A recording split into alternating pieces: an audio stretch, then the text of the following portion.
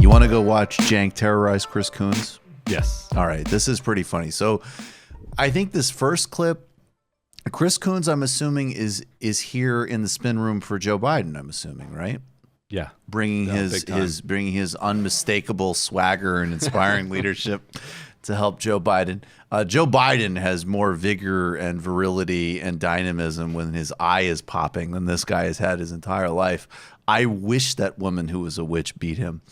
And You're Cenk, like Chris, the accidental senator. right. Yeah.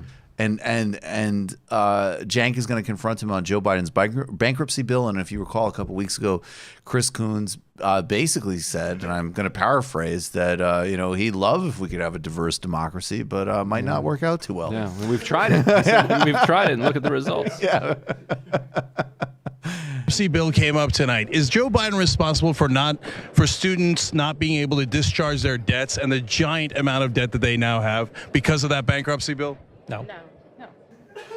Well, he's the one that passed the law that said that they cannot discharge their debts. So isn't he obviously partially responsible?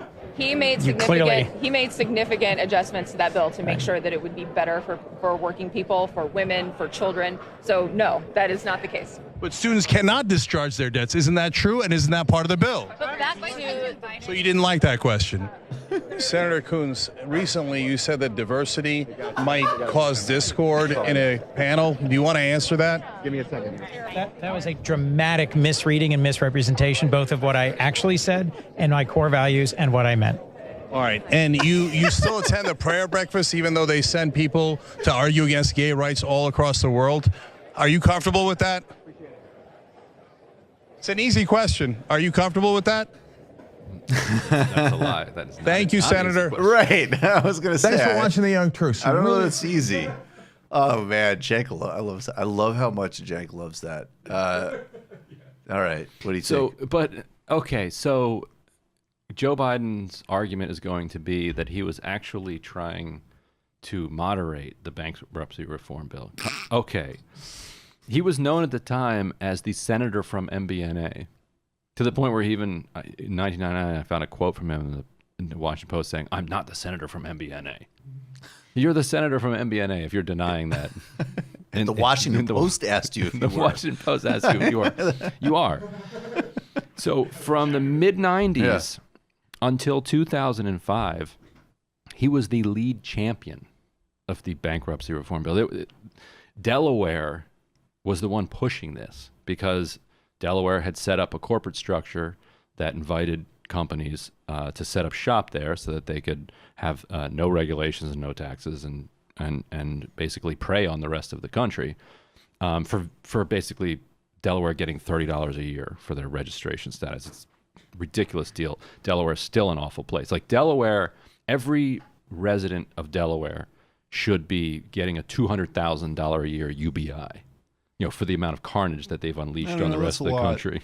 Yeah, right. About $1,000 a month. Not $1,000. Yeah, let's give them $1,000. Yeah, about $1,000 a month. Everyone should be living well in Delaware for the amount of damage that they're doing to the rest of the country. Instead, Delaware is a miserable place. I grew up just across the border from Delaware. It's just as miserable there as it was where I grew up. So the idea that Joe Biden was trying to moderate this thing that he was actually driving is just historical revisionism that only somebody from Delaware would try to present. Delaware would be stupid enough to try to. So it's basically, and forgive me, I'm sorry if this triggers you, but it would be like sort of like Eichmann at the Nuremberg trials, being like, I was trying to make it better. I was trying to hold it together. If I left, it would have been so much worse. Well, there were a lot of those figures. I know. Yeah. No, there were. They wrote very memoirs, common, or they were trust executed. me, they really believe. Yeah. I cut it from 2 to 1 concentration camps in my jurisdiction. Remember the guy that wrote that New York Times op-ed that said he's embedded in the White House and trust him, he's going to try to keep it on track? Remember Yes. that? Yeah, the anonymous guy? Yeah, the anonymous guy. We've never found out who that is, which is surprising. Probably Kellyanne Conway, right? Or is it, I have to say, I was relieved because even the liberals who are ready to be like John Bolton, great.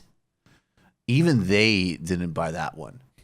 That one, there was like a collective break on, which actually relieved me because when been- I first read it, I actually thought like, oh my god, they're gonna this person's name is gonna get leaked and they're gonna try to draft him for president, and then everybody seemed to universally agree that actually one, that they were full of shit, and two, like this is actually a pretty disturbingly anti-democratic piece. It's like, we work for an incompetent sociopath, so we happily shepherd through the environmental destruction and tax cuts for rich people.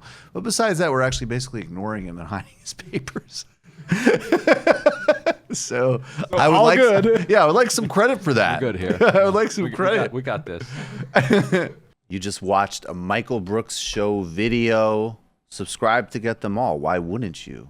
Don't be foolish. Click subscribe below and become a patron as well. Patreon.com/TMBS. Thanks, everybody.